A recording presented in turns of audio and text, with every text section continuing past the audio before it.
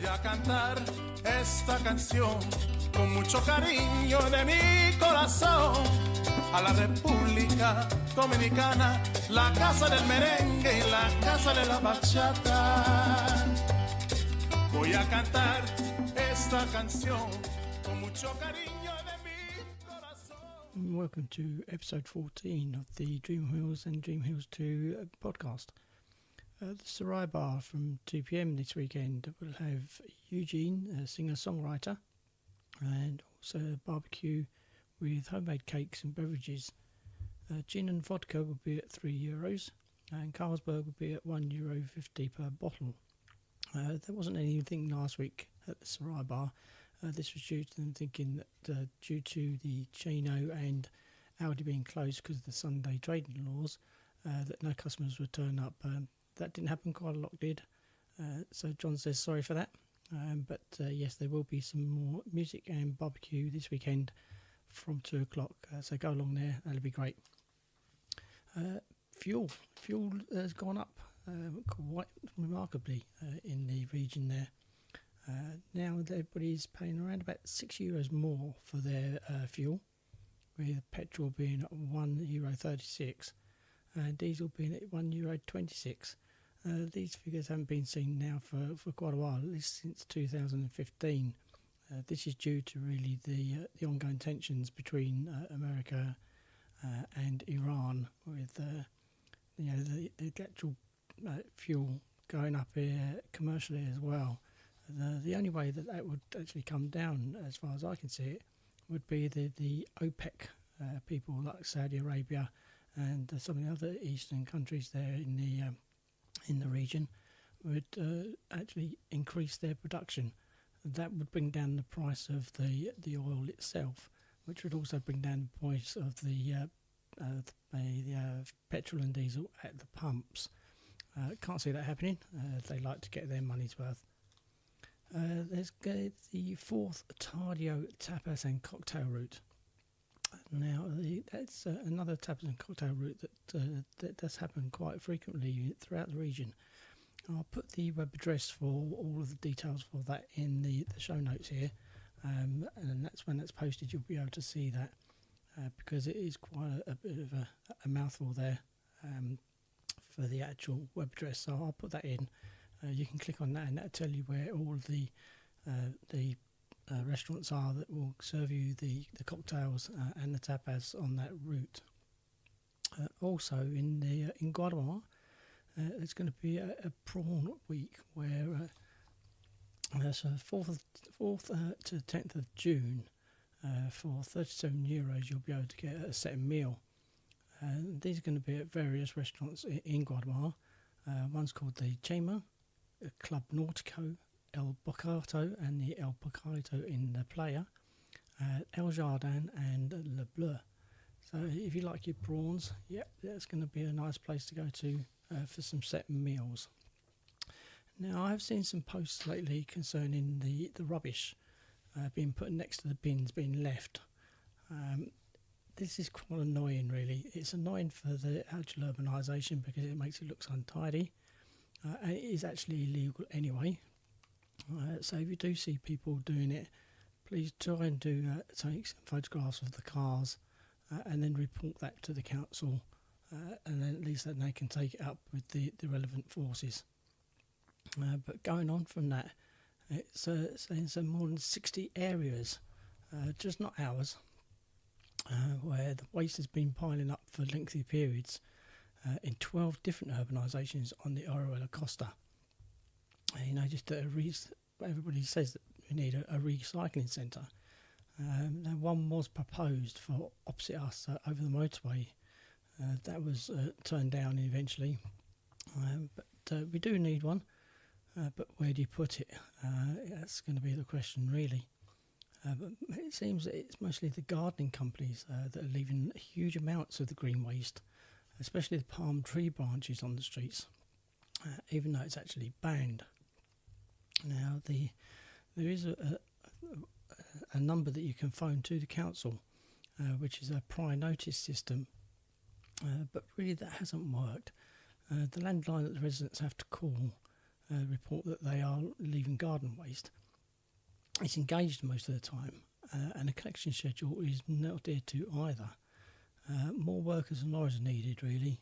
But yeah, if you do actually see anybody doing that and dumping their waste and rubbish, as I say, do try and get some information, some photographs of the cars doing that, because as I said, it is illegal and they shouldn't be doing it. So come on, let's just try and make the place as tidy as we can. I know it's difficult, but if we can help each other, that would be great. Now, if you live in the Torrevieja part of the region, you don't know, but the council has passed a spending plan, and that will actually raise the IBI tax and also cut grants to charities. Now, obviously, as most of us are in the Orihuela Costa part of the council, this doesn't affect us.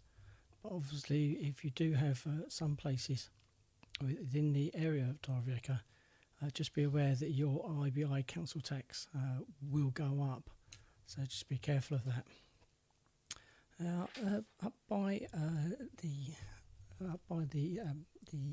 Los Flamencos urbanisations in San Miguel de Salinas, there's a narrow road that links the Corro del Sol and the Los Flamencos urbanisations in San Miguel with the Camino Balsa Road from San Miguel to Las Filipinas and the Orihuela Costa. That's going to be properly closed off now in the coming weeks. It's used as a shortcut by the owners to reach Las Filipinas and the Orihuela Costa, and the council had already planned to close it anyway, because it was really just a temporary road while the CV941 was being built. The urbanisations and the access points will be blocked over by the council in the coming weeks, as the service road isn't actually included in the plans.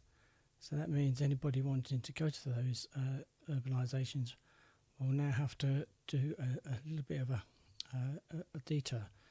The association has claimed that the council has not taken into account the transport and mobility needs of the residents of Las Filipinas, Blue Lagoon and the Eagle's Nest. The association president, Manuel Gomez, blamed the council for the lack of planning and action for more than 3 decades on this issue. So now, if you want to go to that area, you will now have to go to the roundabouts at the entrance of the urbanisation, and then take the CV941 road from Campoamor to San Miguel. Obviously, this doesn't really involve us, but if anybody knows anybody in that region, they will know that area. Now, there has been another earthquake just off the coast of Torrevieja on Wednesday evening. It was at 21:30. You may not have felt it. Some people did say that they felt, and hearing the earthquake, others noted that it coincided with the fireworks which were being set off for the opening of the Savalinas Fair in Torrevieja port. The tremor was 1.9 on the Richter scale, so not that heavy, but just they are getting a little bit more common at the moment. Maybe to do with the sun and sunspots and weather, and no one really knows. The beach bars. Right, well, the council is trying to open the popular service as quickly as possible, and it has now been found that, according to a report from the local authority's legal department, that the toilets the toilets and the premises themselves are actually owned by the council, which means that whoever actually takes it over will be able to use those premises and the toilets straight away without having to build their own. The Chiquitas del Sol people who used to have the buildings, they actually put in an appeal, but that was turned down by the council. So that doesn't happen now. So hopefully by the end of June, the beach bars themselves will be open. But that may be delayed, as the councillor also revealed that one of the companies which bid to run the service has submitted an appeal to declare the contractual procedure null and void, It just makes me wonder whether Chiringuitos de Sol are one of those people who have put in a bid as well. But now the appeal that was turned down. The appeal was turned down on Tuesday by the council board for it to be null and void. Now the appeal and the original council officer's report have been sent to the arbitration court. But the law allows the council to continue with the contractual procedure. Signora Boni noted that if it was held up that the beach bars would not be operating before the high season started in July. This is going to be a real shame. If they don't get open, then everybody who goes down there, there'll be no toilets down there for anybody, and no Wi-Fi, no lifeguards, unless the council wants to start paying for that as well. Let's see what happens. Hopefully they are brought back up and opened, but it's a difficult one. I can't see them being open before the end of June, but let's see what happens anyway. The reservoirs in the Segura Basin, they've now reached 30% of total capacity this week. This compares to 32% at the same time last year. That's great news. It means that there is a little bit more water for the summer months, as the spring really hasn't been that hot or that warm anyway. Not as warm as it has been in past springs, which means that the summers maybe not be so hot, which may be able to alleviate the water shortages that we have most years.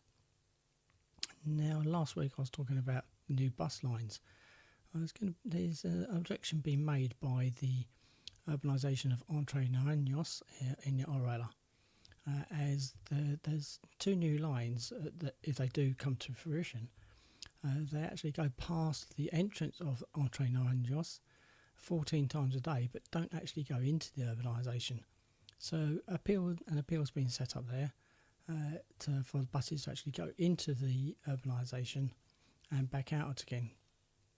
Now, I can see their point here, but you can't really go too far into the urbanisation. Maybe, into the first few streets, that would be great. But, let's see what happens there. And all the province of Alicante, they've now acquired 3,856 new legal holiday lets. And that brings the total up to legal holiday lets of 40,326. Hopefully this should stop any sort of rogue agents or rogue people trying to advertise their places for rent or for holiday let, and then people get there and find out that it's actually been letted out to 2 or 3 different people. It has happened in the past to quite a few people, and it's wrong. But as I say, they've now added quite a few new legal holiday lets, so that's great. Just an advance warning that next Friday there will be one more podcast, but after that, the following week there most probably won't be one. This is due to myself and my wife going out on an Eastern Mediterranean cruise. So there won't be one on Friday the 15th of June, and there may not be one the week after that as well. Let's see what happens. I will be reporting any local news that anybody wants me to do. So if you want any sort of anniversaries, birthdays, or special announcements, or even if you want to have your name put forward as a sponsor of the podcast, quite welcome to do that with me. So contact me at Dreamhills podcast at btinternet.com, and then you can be a sponsor and have your name always mentioned at the beginning and at the end of the podcast. So thank you again for listening, and I'll speak to you next week. Bye-bye.